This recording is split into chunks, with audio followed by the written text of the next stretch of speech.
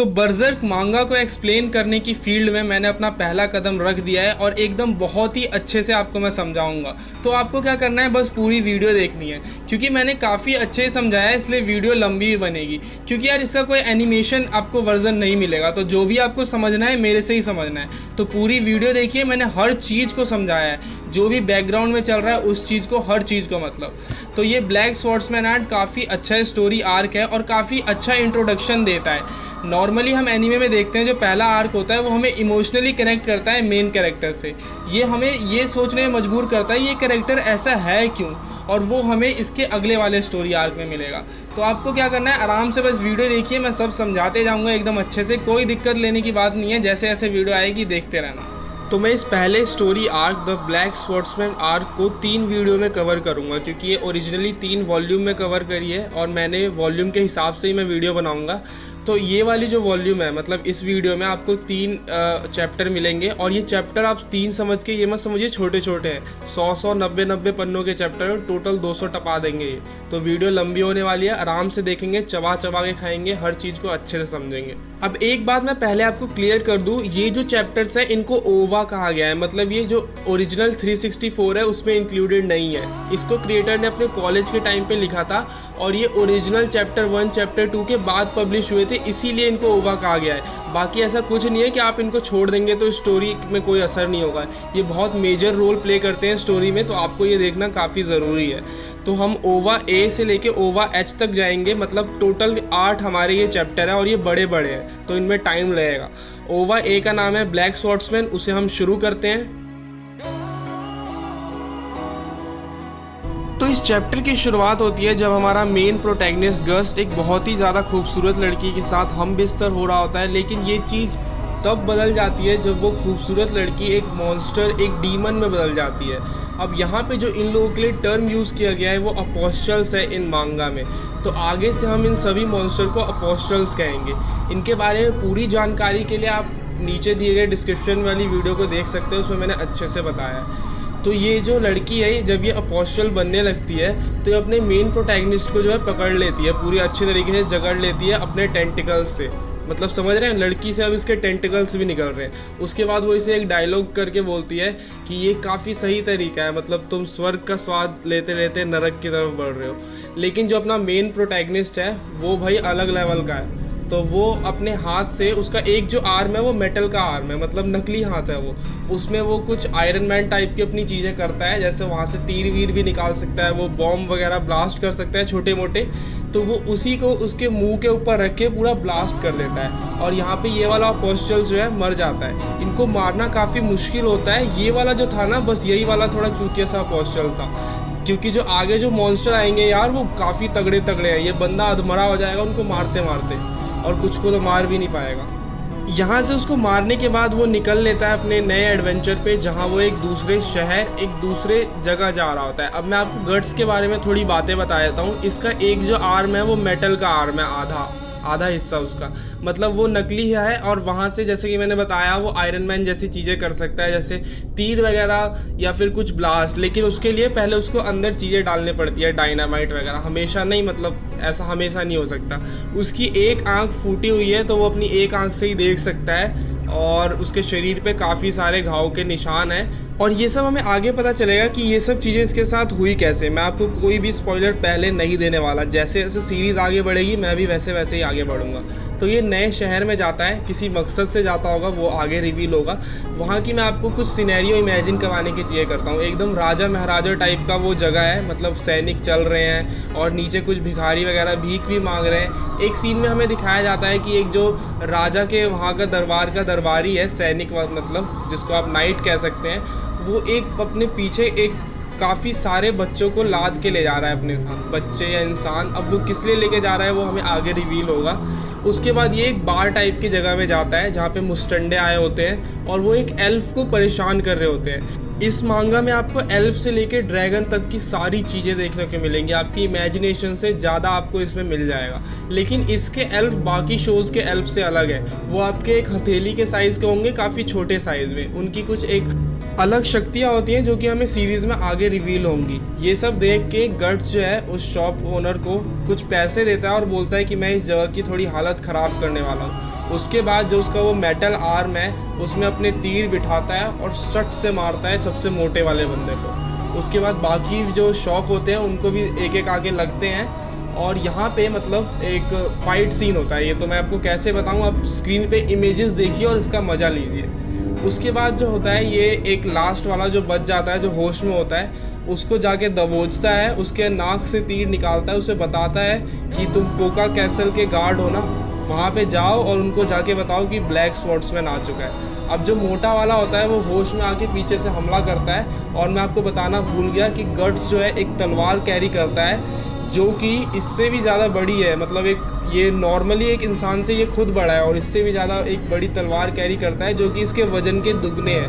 और ये स्टील वगैरह जैसी चीज़ों को एकदम आराम से काट देती है, मतलब अगर कोई नाइट अपने फुल कपड़े आर्मर वगैरह में है ये उसको ऊपर से ही काट देगी। तो सेम ऐसा ही सीन होता है, ये सबको वहाँ मारता है और उसके बाद गट्स वहाँ से उसके बाद निकल लेता है। वो जो एल्फ होता है जिसके पंख भी हैं, वो मैं बताना भूल गया, वो भी अब बाहर निकल के आ जाता है। सबसे पहले तो वो उसकी तलवार देख के काफ़ी शौक होता है, देन वो उसे अपनी कहानी बताता है कि वो कुछ परफॉर्मर्स के साथ ऐसे ट्रैवल कर रहा था, तब इन चोरों ने हम पे हमला कर लिया और उसके बाद इन्होंने मुझे बांध के वाइन की बोतल के अंदर डाला, देन उन्होंने मेरे साथ वो चाकू वाकू फेंक के मेरा जो बहुत कुछ किया, मैं खुद आश्चर्यचकित हूँ कि ज़िंदा कैसे हूँ मैं। उसके बाद इसी बातचीत के दौरान हमें पता चलती है कि ये जो शहर है इस पे हमले होते रहते थे पहले, लेकिन अब जो इस शहर का मेयर है उसने जो हमला करता था उसके साथ एक डील कर ली है, उसकी वजह से अब यहाँ पे कुछ ज़्यादा हमले नहीं होते। वो डील क्या है वो हमें आगे पता चलेगी। इसके बाद ये लोग ऐसे ही आगे बढ़ रहे होते हैं, ये अपनी चीज़ें बताता है, गट्स को कोई इंटरेस्ट नहीं होता, वो इसे दूर भी भगा देता है अपने से। और आगे जो है वो जो कैसल के जो है नाइट्स वहाँ आ जाते हैं, वो बहुत सारे होते हैं, 50-60 की तादाद में होते हैं वो, और यहाँ पे वो गट्स को पकड़ लेते हैं। देखिए गट्स इनको आराम से मार सकता है, आप आगे देखेंगे इसने 100 लोगों को एक साथ मार रखा है। कुछ अपोस्टल्स जो कि एकदम इनविंसिबल कह सकते हैं उनको मार रखा है। तो ये डिलिबरेटली जानबूझ के इनके पकड़ में आया है, शायद कुछ इसकी चाल होगी। इसको पकड़ने के बाद इसको टॉर्चर रूम में ले जाते हैं वो लोग, वहाँ वो लोग इसे टॉर्चर कर रहे होते हैं। उसके बाद मतलब ये कुछ बोल नहीं रहा होता, तो वहाँ का जो मेयर होता है वो वहाँ पहुँचता है, वो इससे पूछताछ करता है कि तुम ये क्यों कर रहे हो, मतलब तुम्हारा रीज़न क्या है यहाँ आने का, क्या तुम अकेले खुद से ही एक वॉर शुरू करने की कोशिश कर रहे हो। तो जो मेयर होता है टॉर्चर वाले को तो पहले रोकता है, फिर सवाल जवाब इनमें होती है काफ़ी। तो वो बोलता है तुमने गलत पंगा ले लिया है, जो इन नाइट्स का जो लीडर है, जो मास्टर है, वो तो एक अलग ही लेवल का इंसान है, शायद वो इंसान भी नहीं है, मतलब उसको कोई नहीं मार सकता, उसको मारना मुश्किल ही है। तो गट्स इसके जवाब में बस एक लाइन बोलता है, इसीलिए तुमने वो बेहुदा वाहियात से डील किया उसके साथ। ये सुन के वो शॉक हो जाता है मेयर और बोलता है तुम्हें क्या पता मैंने क्या किया, ये सब मैंने अपने लोगों को बचाने के लिए किया है। जिसके जवाब में गट्स एक स्माइल के साथ करता है कि तुम लोगों और खुद के बीच में डिफरेंस करना भूल गए हो क्या, ये तुम अपने लिए कर रहे हो सिर्फ। इसके बाद वो जो मेयर है वो पूरा किलस जाता है, वो पूरा जो टॉर्चरर होता है उसको बोलता है इसको मारो, खूब मारो, बस इसको मरने मत देना। उसके बाद वो टॉर्चर करना स्टार्ट कर देता है और हमें मेयर और गट्स की बातचीत से ये पता चलता है कि जो इन नाइट्स का जो मास्टर है वो एक्चुअल में इंसानों को खाता है, और इसके साथ जो मेयर ने डील की है वो यही है कि वो उसको इंसान सप्लाई करेगा। तो जो एंट्रेंस पे जो आते वक्त इसने देखा था कि बहुत सारे बच्चे और लोगों को लेके जा रहा था एक नाइट, वो इसीलिए था ताकि वो उनका फूड, उनका खाना बन सके। मेयर अपने गार्ड्स को बोलता है कि जल्दी से कोई चीज़ तैयार करो, मुझे जल्दी से कैसल में जाके उनसे माफ़ी मांगनी है, वरना जो हमारा ये राज्य है इसके लिए एक बहुत बड़ा खतरा हो सकती है ये चीज़। सीन शिफ्ट होता है, हमें कैसल का ही सीन दिखाया जाता है जहाँ पे उस कैसल का ओनर एक्चुअल में डिनर टाइम में इंसानों के बॉडी पार्ट्स खा रहा होता है। वहाँ पे बार में मौजूद एक और शख्स होता है जिसे गट्स ने बोला था कि जाके उन्हें बताओ, तो वो सेम चीज़ बता रहा होता है कि ब्लैक स्वॉर्ड्समैन ने कैसे और उसके लोगों को मार डाला। और उसके बाद ये सुन के मतलब थोड़ा जो वो है एक्साइटेड हो रहा होता है कैसल का ओनर। थोड़ी देर बाद यहाँ पे मेयर भी आ जाता है, वो उनसे माफ़ी मांगता है कि आप छोड़ दीजिए, मैं बदले में आपको जो दुगने लोग सप्लाई करूँगा। तो जिसके जवाब में वो कैसल का ओनर बोलता है कि तुम्हें क्या लगता है मुझे ये इंसानों को खाने, ये सब पैसे वैसे इन सब में दिलचस्पी है, इन सबसे ज़्यादा जो चीज़ मुझे अच्छी लगती है वो है इंसानों का इधर से उधर भागना, ये अराजकता जो यहाँ मैं फैलाऊँगा अब पूरे शहर में, पूरे राज्य में आग लगा के, मुझे वो देखने में ज़्यादा मज़ा आता है। इसके बाद जो कैसल का ओनर होता है, जिसे हम आगे वीडियो में सर्पेंट किंग बुलाएंगे, वो अपने कवच के पास जाता है और उसकी आंखों में एक अलग सी दरिंदगी देखने को मिलती है और उसके बाद हमारा जो है सीन शिफ्ट हो जाता है। तो अपना गर्ट्स जो है टॉर्चर होने के बाद बहुत ही बुरी हालत में काल कोठरी में पड़ा हुआ है। उसकी हालत इतनी ज़्यादा बुरी है कि उसका शरीर वो हिल भी नहीं पा रहा है। उसके बाद उसके सामने उसको एक चीज़ दिखने लगती है जो कि एक नए जन्मे बच्चे की तरह होती है, बट वो इंसान का बच्चा लग नहीं रहा होता देखने में। वो रेंग रेंग के उसके पास आ रहा होता है और वो उसे पीछे हटने के लिए बोलता है उस चीज़ को। इसी एग्जैक्ट टाइम पे अपना पक जो है वो चाबियों का गुच्छा लेके गिरते पड़ते वहाँ पे आ जाता है। उसके बाद गर्ट्स जब वापस अपनी नज़र उस चीज़ पे फेरता है तो वो चीज़ गायब हो जाती है वहाँ से। ये सीन देख के ऐसा लग रहा था कि वो चीज़ जो है वो गर्ट्स को बहुत बार दिख चुकी है, इससे पहले भी और शायद आगे भी दिखेगी। उस चीज़ के बारे में हम आगे जानेंगे कि वो है क्या चीज़। तो गर्ट्स को उस हालत में देखने के बाद जो अपना पक होता है वो काफ़ी शॉक होता है, क्योंकि गर्ट्स जो है रियली इस टाइम काफ़ी बुरी हालत में है। वो देख के बोलता है कि तुम्हें लग रहा है उन्होंने काफ़ी ज़्यादा ही टॉर्चर करा है और तुम्हें मेरी एडवाइस मान लेनी चाहिए थी यहाँ से जल्दी निकल लेने की। उसके बाद जो है वो अपने गर्ट्स को ज़रा जाके पास से उसके शरीर को देखना चाहता था कि उसे चोटें लगी कैसी हैं, लेकिन जो अपना गर्ट्स है हमेशा की तरह उसे बोलता है कि मुझे छूना मत और दूर हो जाओ मेरे से। जवाब में पक बोलता है कि ऐसा नहीं है, मैं तुम्हें छू के तुम्हारे साथ कुछ बुरा करना चाहता हूँ, मैं बस तुम्हारे चोट देख रहा हूँ और ये एक एल्फ का फ़र्ज़ होता है कि किसी ने अगर उसके साथ अच्छा किया है तो वो भी उसके साथ अच्छी चीज़ करे। उसके बाद वो अपने पंख फड़फड़ाता है और उसके अंदर से कुछ चमकने वाली रेत टाइप की कुछ गिरती है। उसके बाद जो गर्ट्स का दर्द है वो धीरे धीरे कम हो रहा होता है और गायब हो जाता है एक टाइम पे पूरी तरीके से। उसके बाद वो जो पक है वो बताता है कि एल्फ के पास जो होती हैं बहुत सारी पावर होती है, इंक्लूडिंग कि वो किसी के घाव भर सकते हैं, प्लस हम जो है इंसानों के इमोशंस या वो अंदर से फील क्या कर रहा है उसे हम सेंस कर सकते हैं। प्लस कुछ लोग तो ये भी कहते हैं कि हम एल्फ में ऐसी पावर होती है कि हम किसी बंदे या किसी इंसान की ज़िंदगी में जो है खुशियाँ ला सकते हैं। इतना सब होने के बाद पक जो है अपना गर्ट्स से पूछता है कि तुम्हारा असली नाम क्या है और तुम यहाँ किस मकसद से आए थे, बट गर्ट्स उसका कोई जवाब नहीं देता और अपना पक वही अपनी पुरानी चीज़ें करता है। वो उसके शरीर के पास जाके उसके गर्दन पे एक निशान होता है, वो उसे छूने जा रहा होता है। वो उससे पूछता है कि ये निशान आखिर है कैसा। जवाब में सबसे पहले तो गर्ट्स उसे अपने शरीर से दूर फेंकता है। उसके बाद वो बताता है कि ये एक ब्रांड है। अब पक जो है एक्साइटेड हो जाता है कि ये ब्रांड आखिर चीज़ क्या है, तुम्हें ये किसने दिया है और तुम्हें ये कैसे मिला। तो वो बताता है तुम्हें ये जल्दी ही पता चल जाएगा जब वो बंदे मुझे यहाँ मारने के लिए आ रहे होंगे और वो इसी चक्कर में इस पूरे गांव को जला के राख कर देंगे। पक इससे शॉक होकर पूछता है तो तुम्हारा शुरू से यही प्लान था और तुमने इस पूरे अपने प्लान में इस गांव के लोगों को और गांव को इन्वॉल्व किया, तुम्हें किसी की कोई चिंता नहीं है इसका मतलब। जिसके जवाब में गर्ट्स बताता है कि मुझे बस उस कमीनों को बाहर निकाल के उसे मारना है, इन गांव वालों वगैरह को कुछ भी होता है मुझे इससे कोई फ़र्क नहीं पड़ता और वैसे भी कमज़ोर लोगों को जीने का कोई हक नहीं है जो अपने खुद से अपनी रक्षा नहीं कर सकते और दूसरों की लड़ाई के बीच में आके मारे जाते हैं। वो बोलता है और अगर मैं अपने तरीके से नहीं जी सकता, जो मैं चाहता हूँ वो नहीं कर सकता, तो मेरा भी जीने का कोई हक नहीं है, मुझे भी उन लोगों की तरह मर जाना चाहिए। और ये बोलते हुए उसके चेहरे पे एक अजीब सी स्माइल होती है और उसके अंदर के जो इमोशंस अभी बाहर आ रहे होते हैं। और जैसा कि पक ने बताया था कि जो एल्फ होते हैं वो इमोशंस को सेंस कर सकते हैं, लेकिन इस टाइम गर्ट्स के इमोशन की वजह से उसका जो गला प्लस जो छाती है वो जल रहा होता है। उसके इमोशंस इतने नेगेटिव, इतने टॉक्सिक होते हैं। ये पूरा सीन हमें ये समझाना चाहता है कि जो अपना गर्ट्स है उसके अंदर की जो भावनाएं हैं वो गुस्सा, दुख, डर, इन सब से बहुत ज़्यादा है। आप ये मान लीजिए दुनिया के जितने भी नेगेटिव इमोशंस, जितने भी टॉक्सिक इमोशंस हैं वो इस बंदे के अंदर भरे हुए हैं पूरे। इतना सब होने के बाद पक जो है वो गर्ट्स से पूछता है कि तो तुमने फिर मुझे वहाँ बार में क्यों बचाया था उन सब गुंडों से। गर्ट्स हंसते हुए बोलता है, ठाके मारते हुए, कि तुम्हें क्या लगता है कोई तुम्हें क्यों बचाएगा? तुम जैसे इंसेक्ट, कीड़े को कोई बचाने के लिए क्यों इतनी मेहनत करेगा? ये सुनने के बाद पक को काफ़ी ज़्यादा बुरा लगता है। यार किसी को भी लगेगा कोई उसे अगर ऐसे बोलेगा। वो उसके मुंह पर अपने सर से जितना भी तेज वो मार सकता है वो उसके मारता है और उसके बाद वो उस काल कोठरी से निकल जाता है, चाबी वहीं छोड़ के। उसके आंखों में हमें आंसू भी दिखता है, लेकिन गर्ट्स को इससे कोई फ़र्क नहीं पड़ता। इस बंदे का पूरा फोकस जो ये करने आया था उस पर होता है। ये थोड़ा अपने शरीर को ये खरोचता है, ये शायद ये इंडिकेट कर रहा होगा कि उसे अभी भी उसके अंदर जो अच्छे पॉजिटिव इमोशंस हैं शायद अभी भी हैं। आगे हमें पता चलेगा इस बंदे के साथ ऐसा हुआ क्या है जिसकी वजह से ऐसा हो गया है। अब कोका कैसल का ओनर सरपेंट किंग अपने सिपाहियों के साथ उस गांव को जलाने के लिए आ चुका होता है। यहाँ पे वो इतना कत्लेआम मचाता है, मतलब बच्चे, बूढ़े, जवान, औरतें, किसी को नहीं देखता, सबको मारता है वो। और मतलब लोग मर ऐसे रहे होते हैं, घोड़ों के पैर के नीचे आके उनकी आंखें बाहर आ जाती हैं। वो एक बच्चे को पूरा उसके अंदर भाला घोंप देता है। और देखिए जैसे ही वो ये आता है ना अपने गट्स को, जो उसका ब्रांड है, वहाँ पे उसको कुछ बहुत दर्द फील होता है और उसके अंदर से खून आने लगता है। ये हमें ये इंडिकेट करता है कि जब भी कोई नेगेटिव शक्तियाँ, अपोस्टल्स को मैंने बोला है अभी के लिए बस उनको डीमन मान लीजिए, मैं उनके ऊपर एक पूरी वीडियो बना के आपको समझाऊंगा।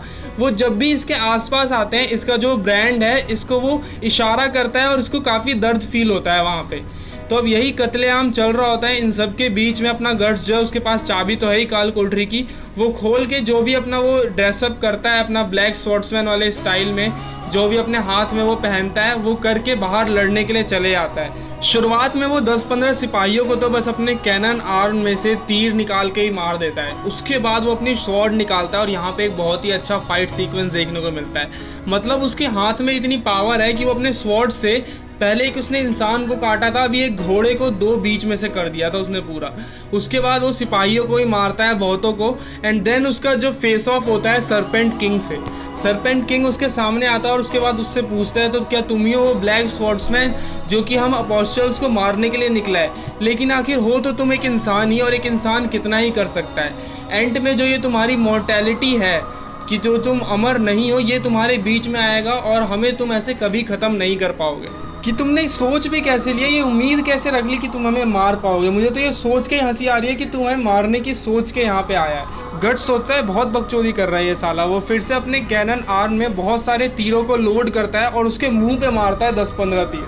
वो तब भी उधर से भागते हुए उसके सामने उस पर अटैक करने आ रहा होता है। उसके बाद जो अपना गट्स है वो अपने कैनन आर्म में असली का कैनन डाल के उसके ऊपर चलाता है। वो दूर उड़ता हुआ एक घर के अंदर जाके गिरता है और उसके बाद गट्स उसके अंदर उसके मारने के लिए जा रहा होता है और तभी वो अपनी प्योर अपोस्टल फॉर्म में आता है। सबसे पहले तो वो अपने पूंछ जैसी किसी चीज़ से गट्स को उठा के बहुत दूर फेंकता है और ये हमला इतना तगड़ा होता है, उसकी अंतड़ियाँ अंदर से पूरा दुखने लगती हैं और उसके मुंह से खून आने लगता है। उसके बाद हमें उसका प्योर फॉर्म दिखाया जाता है और ये काफ़ी टेरिफाइंग होता है। मतलब मौत सामने खड़ी है यार, ये देख के पैंट में पेशाब कर देगा कोई बंदा। सरपेंट किंग अपने प्योर फॉर्म में बोलता है कि आखिर हो तो तू इंसान ही, तू कितने भी एरो वैरो चला ले, मुझे कुछ नहीं होने वाला। वो उस पर और अपने पूंछ से हमले करता है और 3-4 बार बहुत ही बुरी तरीके से उसे पटकता है। एंड में जब वो उसे उठाता है और अपने सामने रखता है, वो बोलता है मैं सरप्राइज हूँ तू अब तक जिंदा है, क्योंकि कोई भी इंसान पहले हमले में ही मर जाना चाहिए था।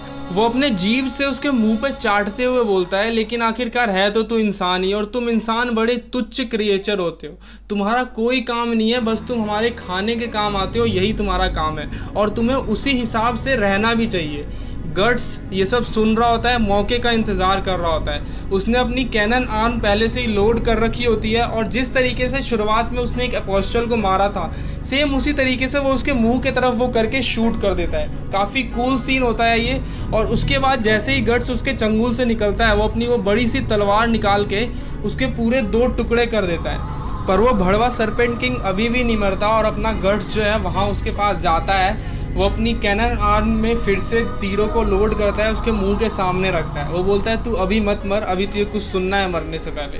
वो उसे बताता है हाँ तूने सही कहा, हम जो इंसान होते हैं काफ़ी कमज़ोर होते हैं, हम आसानी से मारे जाते हैं, लेकिन फ़र्क नहीं पड़ता हम कितने कमज़ोर हैं, हमें कितना टॉर्चर किया जाता है, हम कितना दर्द फील करते हैं। अंत में हम जीना चाहते हैं और यही जीने चाहने वाली शक्ति हमें आगे बढ़ने में मदद करती है। और अब समय आ गया है कि अपनी दवाई का स्वाद तू भी थोड़ा चखे, तू भी थोड़े दर्द को फील करे। और ये सब वो हंसते हुए बोल रहा होता है और ये ऐसी हंसी होती है कि इस हंसी को देख के तो शैतान की भी पैंट गीली हो जाए।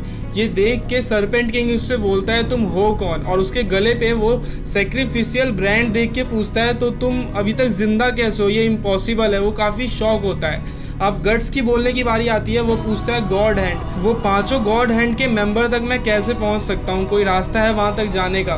सरपेंट किंग बोलता है कि मुझे नहीं पता वो लोग कहां पर है, वहां तक कैसे पहुंचा जाता है, हम जैसे लेवल के अपोस्टल्स वहां तक जा ही नहीं सकते। तो ये सुन के गट्स जब समझता है कि ये मेरे किसी काम का नहीं है, वो उसके ऊपर अपने तीर चला देता है और बोलता है कि तो तुम अपनी ये धीरे धीरे मरने का मज़ा लो, और एंड में बोलता है कि मैं कम से कम तुम्हें ये जला तो सकता ही हूँ। और उसके बाद जो वहाँ पे आग लगी होती है पूरी टाउन में, उन्हीं सब में वो जल के धीरे धीरे मरने लगता है। एंड में वो हेल्प की गुहार भी करता है, लेकिन जैसे उसने आज तक लोगों के साथ किया था, एंड में उसके साथ भी हो रहा होता है। ये सब इमोशंस को जब पग फील करता है, उसके अंदर फिर से वही सारी चीज़ें होती हैं, मतलब उसका छाती जलने लगता है। तो अब अपना गट्स भी उस गांव से निकलने लगता है। अपने पीछे वो पूरी तबाही छोड़ के, हज़ारों लाशों को छोड़ते हुए वो इस गांव से निकलता है। अब सीन शिफ्ट होता है, हमें उसी दिन रात का सीन दिखाया जाता है। इस सीन में होता यह है कि जो अपना गट्स है वो किसी चीज़ से लड़ रहा होता है। ये कुछ भूत पिचास आत्माएं टाइप की चीज़ होती हैं जो कि उसे बोल रही होती है कि तुम हमसे बच के नहीं भाग सकते। ऐसी चीज़ों को आपने अगर हैरी पॉटर देखा है तो उसमें आपने देखा होगा, इनको थम पिचास बोलते हैं या फिर डेथ ईटर। इन सब से ये लड़ रहा होता है। और ये होता ही है ना कि जब ये रात के टाइम पे सोने की कोशिश करता है तो जो ये काली शक्तियाँ होती हैं ये इसे घेर लेती हैं। ये इसे अपने साथ अपने चीज़ में मिलाना चाहती है, नरक की तरफ खींचना चाहती है। आपको ये आगे पता चलेगा ये सब चीज़ें हुई कैसे हैं। अभी के लिए आप इतना जान लीजिए कि ये जो सारी चीज़ें हैं ये इसके गर्दन के पे बने निशान की वजह से इसके तरफ अट्रैक्ट होती हैं। और सोचिए यार, ये चैन से ना सो भी नहीं पाता। इसकी पूरी ज़िंदगी नरक से भी बदतर बन रखी है इस टाइम पे। अब सीन शिफ्ट होता है, हमें सुबह का सीन दिखाया जाता है जिसमें जो अपना पग है वो गट्स को ढूंढ रहा होता है, लेकिन वो उसे मिल नहीं रहा होता। वो सोच रहा होता है कि इस गांव से जाने का वैसे एक यही रास्ता है, पर वो मुझे दिख क्यों नहीं रहा। वो एक पेड़ की डाली पे होता है, वो डाली जब टूटती है तो वो नीचे जाके जो गिरता है सेम वो गट्स के सामने ही जाके गिरता है। इस टाइम पे गट्स की हालत फिर से काफ़ी बुरी होती है। ऐसा लग रहा होता है उस पर भेड़ियों के झुंड ने हमला कर दिया है। पग उससे पूछता है ये तुम्हें हुआ क्या है, मैं जब भी तुमसे मिलता हूँ तुम्हारी बुरी हालत होती है। इस सीन को अगर आप समझेंगे तो अभी ये हुआ ये है, वो पूरे रात भर उन बुरी आत्माओं से लड़ रहा था, और ये जो उसकी हालत हुई है ये भेड़ियों ने नहीं, उन आत्माओं ने की है। अब पग जो होता है वो गट्स से बोलता है कि मैं तुम्हारे साथ ही तुम्हारी जर्नी पे चलना चाहता हूँ, क्योंकि तुम्हें देख के ना मुझे वो वाइब आती है, वो जो होता है नहीं है जो हर फिल्म में होता है, कौन हीरो नहीं विलन।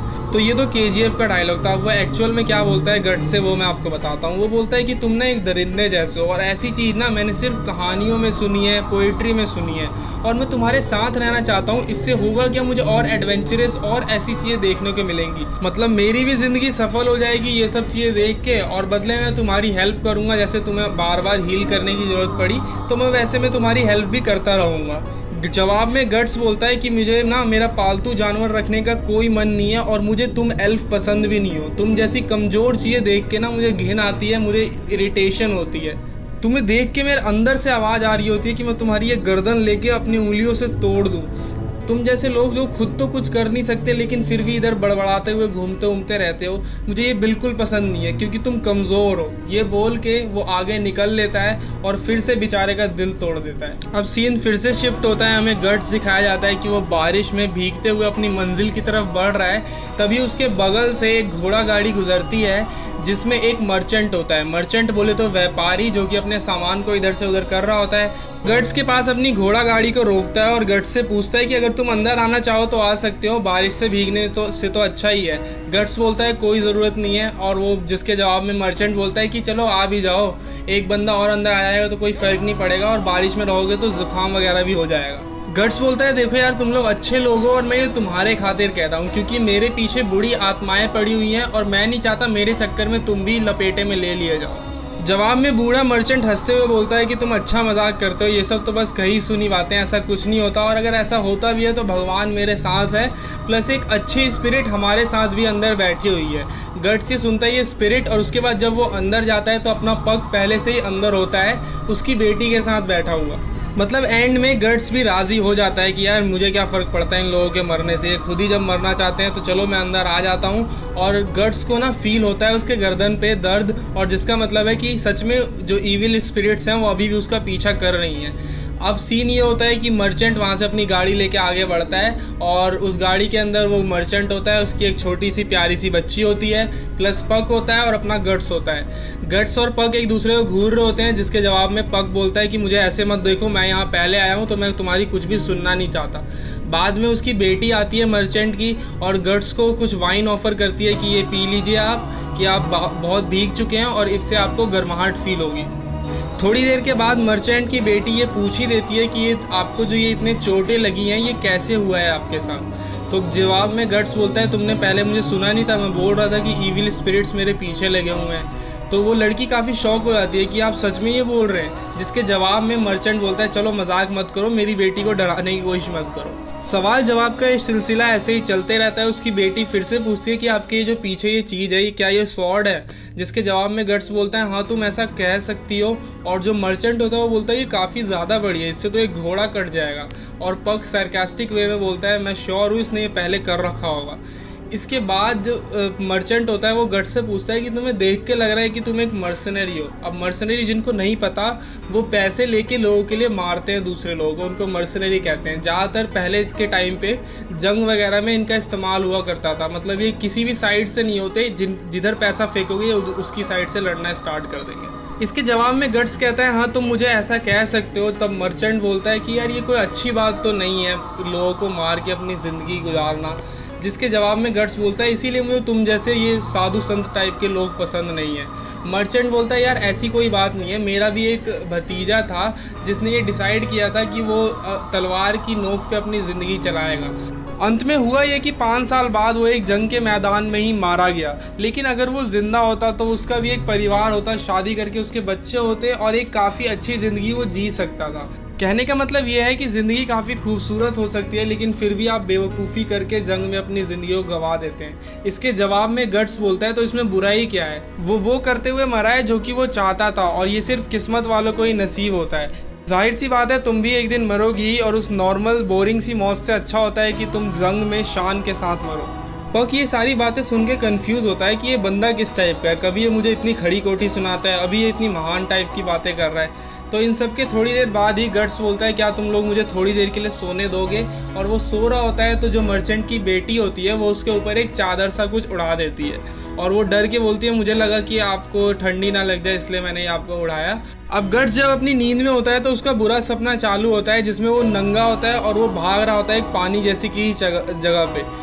उसके पीछे जो हमने उस बच्चे की बात करी थी जो कि इंसान का नहीं लग रहा था, शैतान का बच्चा था, वो उसके धीरे धीरे उसके पास आ रहा होता है। वो जैसे ही भाग रहा होता है नीचे बड़े बड़े कीले होते हैं जो उसके पैर में चुभते हैं और उसका पैर के पूरे आर पार हो जाते हैं। वो बच्चा जैसे जैसे उसके पास आ रहा होता है वो धीरे धीरे बड़ा हो रहा होता है, और एक टाइम पे जब वो पूरा इसके ऊपर चढ़ने वाला होता है और गट्स पूरी तरीके से डर गया होता है तो उसकी आँख खुल जाती है, और एक्चुअल में उसके ऊपर एक आँख वाला बड़ा सा ऑक्टोपस टाइप का जीव उसके ऊपर होता है। वो एक चाकू की मदद से उसे अपने आप से दूर फेंक देता है, और इस हल्ला गुल्ला के चक्कर में सभी की नींद खुल जाती है और सभी काफ़ी शौक होते हैं उसे देख के। वो लोग पूछते हैं ये है क्या चीज़ आखिर में।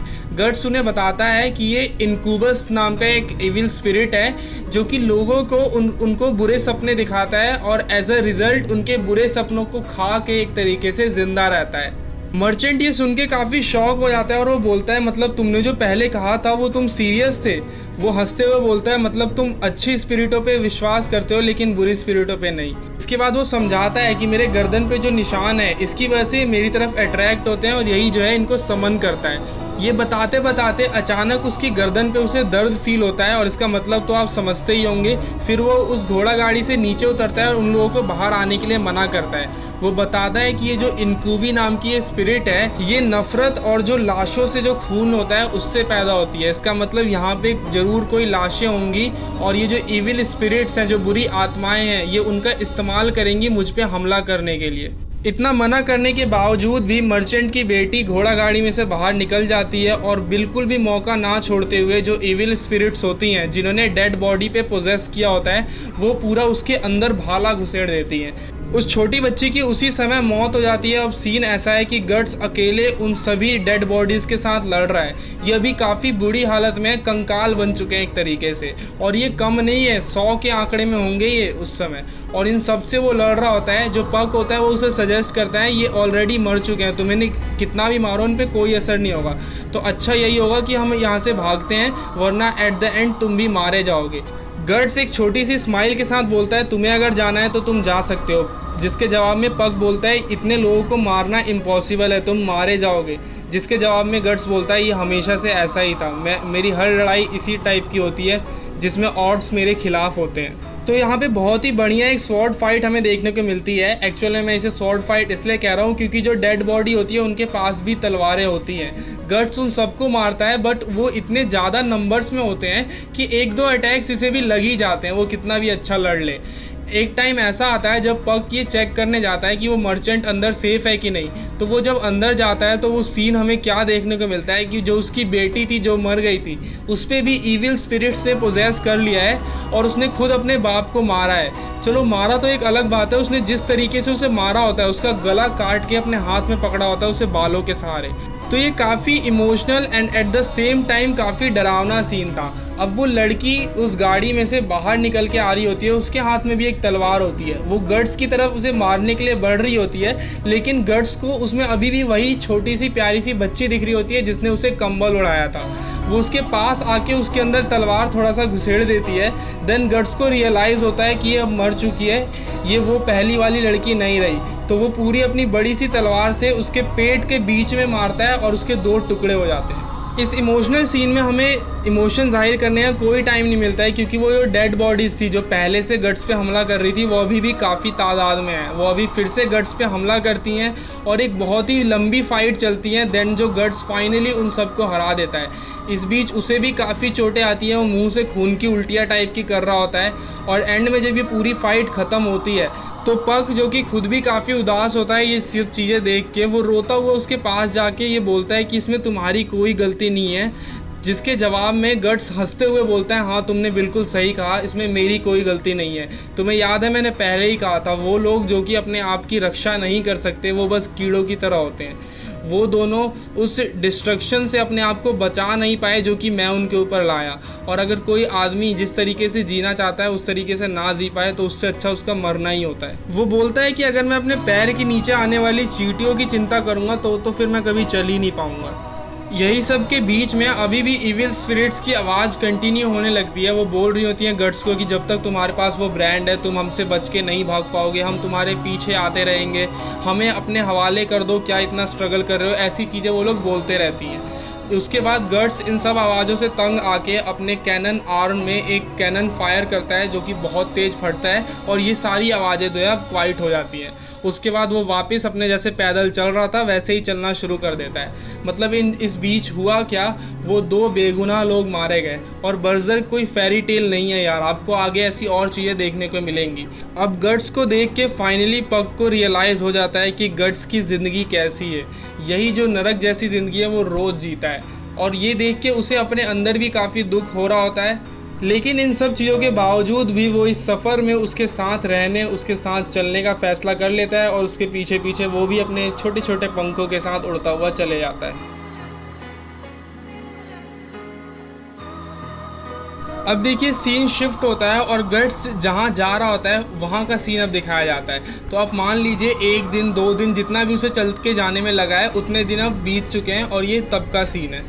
तो ये सीन कुछ इस तरीके का होता है, एक लड़की का एग्जीक्यूशन हो रहा होता है पूरे गांव के सामने और उस पर इल्ज़ाम ये लगा होता है कि उसने काला जादू टाइप की चीज़ें या शैतान के साथ दोस्ती टाइप की चीज़ें की हैं और इसलिए उसको मृत्यु दंड मिल रहा होता है। वो लड़की वहीं पे रोती बिलखती रहती है कि मैंने ये सब चीज़ें नहीं किया, लेकिन फिर भी उसको बेरहमी से उसका गला काट के उसे मार दिया जाता है। जिसने उसे ये डेथ सेंटेंस सुनाया होता है वो राजा का मंत्री होता है। फिर वो जाके बताता है राजा को कि ये जो एग्जीक्यूशन था ये बिना किसी प्रॉब्लम के पूरा हो गया है, लेकिन वो उसको ये भी बताता है कि ये शायद कुछ ज़्यादा हम कर रहे हैं क्योंकि ये इस महीने में ये 5वीं बार हमने किसी औरत को या किसी आदमी को हमने मौत की सज़ा सुनाई है। तो अगर ऐसा ही चलता रहा तो लोगों की नज़रों में आपकी छवि ख़राब हो जाएगी, प्लस जो ऊपर की हायर अथॉरिटीज़ हैं उनका भी थोड़ा कुछ डर होना चाहिए। लेकिन वो राजा बोलता है मुझे कोई भी चिंता नहीं है कि हमें कितने लोगों को ही मारना पड़े, ये मैं अपने लोगों के लिए कर रहा हूँ और मैं नहीं चाहता कि कोई भी इविल फोर्सेस, सिनिस्ट्री फोर्सेस उनके बीच में रहे और उनकी ज़िंदगी बर्बाद करे। मेरे लोगों की खुशी ही मेरी खुशी है। और ये काफ़ी इविल स्माइल के साथ वो ये सब चीज़ें बोल रहा होता है। अब सीन ये होता है ना, इस एग्जीक्यूशन में अपना गट्स भी उन लोगों के बीच में खड़ा होकर ये सब चीज़ें देख रहा होता है। तो वो जाता है, जो उसकी वो मुंडी पड़ी हुई होती है कटी सी उस लड़की की, वो अपने हाथ में उठाता है और उसका वो सर देख के जो उसका भाई होता है पब्लिक के बीच में वो चिल्लाने लगता है सिस्टर सिस्टर, जिसे देख के वो जो सिपाही है उसे रोकते हैं और बोलते हैं कि इस चुड़ैल के साथ जिसका भी हमें नाता दिखा कुछ, कोई भी अगर इसके रिलेटिव होने का दावा करेगा तो हम उसे भी मार देंगे, और चाहे वो बच्चा हो हम इसकी कोई चिंता नहीं करेंगे। बाद में उन सिपाहियों का जो सेनापति टाइप का होता है वो वहाँ गट्स के सामने जाके बोलता है कि अच्छा होगा कि तुम अब ये जो सर है इसे वापस नीचे रख दो। जवाब में गट्स उसके मुंह पे थूक देता है और उस सर को लेके वापस जो वो राजा होता है उसके पास फेंकता है। वो सिपाहियों का जो सेनापति होता है ये देख के गट्स के ऊपर तलवार चलाता है, लेकिन गट्स उसे एक मुक्के में सुला देता है। वो राजा उस सर को कैच कर लेता है और जब वो उसे पलट के देखता है तो उसके माथे पे गट्स ने वही ब्रांड का निशान बनाया होता है जो कि उसके गर्दन पर है। ये देख के जो वो राजा है वो थोड़ा शॉक हो जाता है और वो बोलता है कि बड़ी इंटरेस्टिंग बात है, और वो समझ जाता है कि ये ब्लैक स्वॉर्ड्समैन है। अब गट्स जो है वहाँ से निकलने की प्लानिंग कर रहा होता है, जिसके जवाब में वो राजा बोलता है अपने सभी सिपाहियों को कि उसका पीछा करो, और उसके चेहरे पे एक स्माइल होती है जिससे वो बोलता है कि मैं इसको एक डिक्लेरेशन मानता हूँ आने वाली जंग की। और जो वो सर था उसके हाथ में उस लड़की का, उसे वो पूरा अपने दोनों हाथों से पिचका देता है, मतलब उसकी आंखें बाहर आ रही होती हैं, इतना वो उसे पूरा निचोड़ देता है। और काफ़ी शैतानी हंसी हंसते हुए वो अपने सोल्जर्स को उसके पीछे जाने के लिए बोलता है। गट्स भी अभी भाग रहा होता है और एक ऐसा टाइम आता है जब सामने एक दीवार होती है, उसके आगे वो भाग भी नहीं सकता। तो यहाँ पे वो लड़ने का फैसला करता है और बहुतों को मारता है, बहुत बुरी तरीके से। मतलब जैसा उसने पहले किया था, वो सोल्जर्स को बीच में से 2 कर दे रहा था काट के।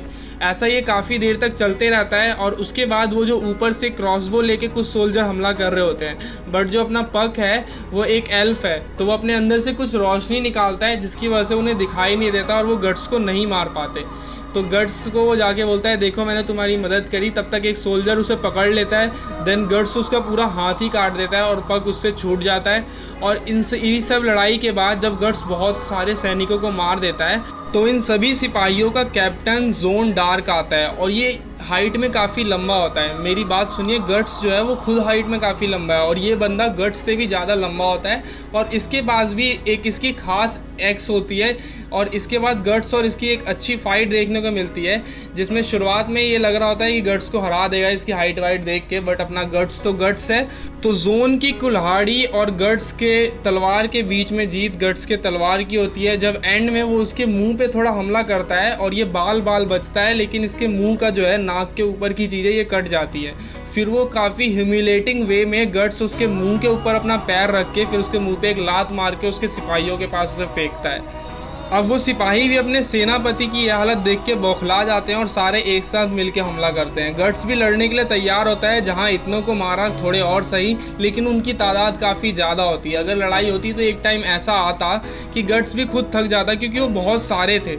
हालांकि वो सबको मारता, लेकिन एक टाइम फिर भी आता।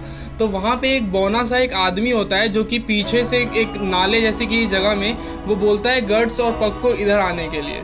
वो वहाँ पे उन सैनिकों के ऊपर कुछ स्मोक बॉम्ब टाइप का फेंकता है और गट्स को बोलता है कि तुम जल्दी इधर आओ, यहाँ पे एक एस्केप रूट है। और वो लोग फिर वहाँ से बच के निकल लेते हैं। अब जब वो सब वहाँ से बच के निकल लेते हैं तो आराम से चलते चलते जब वो लोग उस बौने आदमी के घर की तरफ जा रहे होते हैं, वो बौना आदमी बताता है कि यहाँ के लोग काफ़ी डर में जीते हैं। उन पे हमेशा ये डर लगा रहता है कि कब ये राजा या उसके सिपाही उन पे काला जादू वगैरह का दोष लगा के कब उनको मृत्युदंड दे दे।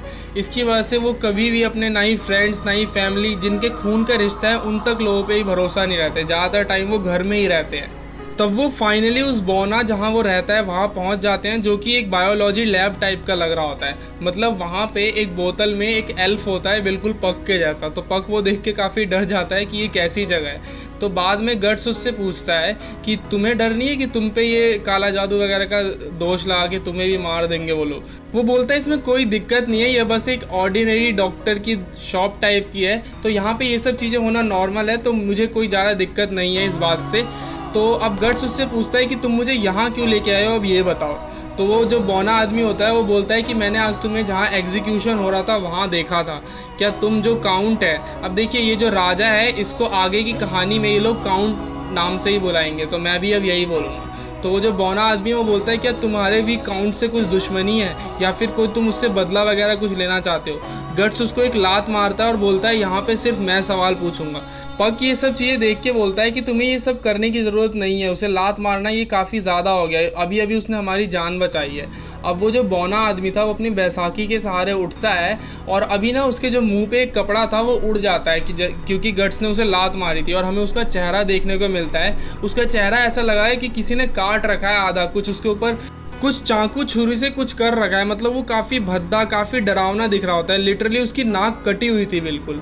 उसके बाद वो उठ के बोलता है कि मैं उस काउंट को टुकड़े टुकड़े होते हुए देखना चाहता हूँ। वो इंसान नहीं, वो एक शैतान है, वो दानव है। उसने मेरे दोनों पैर काट दिए हैं और मेरे चेहरे की ये जो हालत है ये उसी कमीने ने की है।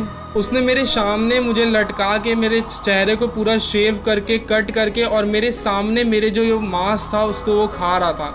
मैं जानता हूँ कि ये एक बड़ी ही डिफ़िकल्ट कहानी है इसको मानने के लिए, बट यही चीज़ मेरे साथ हुई है। इसके जवाब में गट्स बोलता है मुझे भरोसा है इस कहानी पे और मुझे एक्चुअल में पता है कि काउंट एक्चुअल में है क्या। ये सुन के जो वो बौना आदमी होता है वो उसको बोलता है कि चलो मुझे तुम्हें कुछ दिखाना है। उसके बाद वो उसे अपने बेसमेंट की तरफ लेके जाता है, एक हिडन दरवाज़ा खोलता है और उसके नीचे जाके जब वो लोग देखते हैं और जो चीज़ वो उसे दिखाता है उसे देख के गट्स भी शॉक हो जाता है। और आप इस पूरे वॉल्यूम में गट्स को पहली बार किसी चीज़ से शॉक होते हुए देखेंगे। मतलब वो इतने बड़े बड़े सिपाहियों से लड़ा है, इतने मॉन्स्टर से लड़ा है, अपोस्टल से लड़ा है, लेकिन वो इस चीज़ को देख के शॉक हो जाता है। ये अंडे जैसी दिखने वाली चीज़ जिसको गट्स बेलिट बोलता है और यहीं पे इसका जो पहला वॉल्यूम है वो ख़त्म हो जाता है। मुझे पता है आप जानने के लिए काफ़ी एक्साइटेड है कि वो चीज़ है क्या, बट यार वो अगली वीडियो में अगले वॉल्यूम में डिस्कस करेंगे। तो यहाँ पे हमने 41 में से इसकी एक वॉल्यूम को पूरी तरीके से ख़त्म कर दिया है। उम्मीद है आपको ये वीडियो पसंद आई होगी। मैंने काफ़ी अच्छे तरीके से हर एक चीज़ को काफ़ी अच्छे से समझाया है, तो आपको कोई दिक्कत तो नहीं आनी चाहिए। अब आपको क्या करना है, इस वीडियो को लाइक करना है, शेयर करना है और चैनल को सब्सक्राइब करना है, क्योंकि यार इसी पे डिपेंड करता है कि अगली वीडियो मैं कब डालूंगा। आपको इंग्लिश वर्जन मांगा की लिंक नीचे मिल जाएगी, तो आप अगर खुद पढ़ना चाहे तो पढ़ सकते हैं। प्लस जो मैंने आपको बताया है आप मुझे पेटीएम कर सकते हैं, क्योंकि यार मैं इस मांगा को ना हिंदी में लिख रहा हूँ और देखिए ट्रांसलेशन और डबिंग में फ़र्क होता है, तो मुझे इसके डायलॉग्स पहले लिखने होंगे फिर एडिट करके मुझे ये करना होगा। तो ये सारी चीज़ें में थोड़ा टाइम लगेगा, बट एक टाइम आएगा जब मैं ये कर लूँगा। तो चलिए अब आपसे मिलेंगे नेक्स्ट वीडियो में। तब तक के लिए हंसते रहिए, मुस्कुराते रहिए और इन्जॉय करिए इस ब्यूटीफुल मांगा को।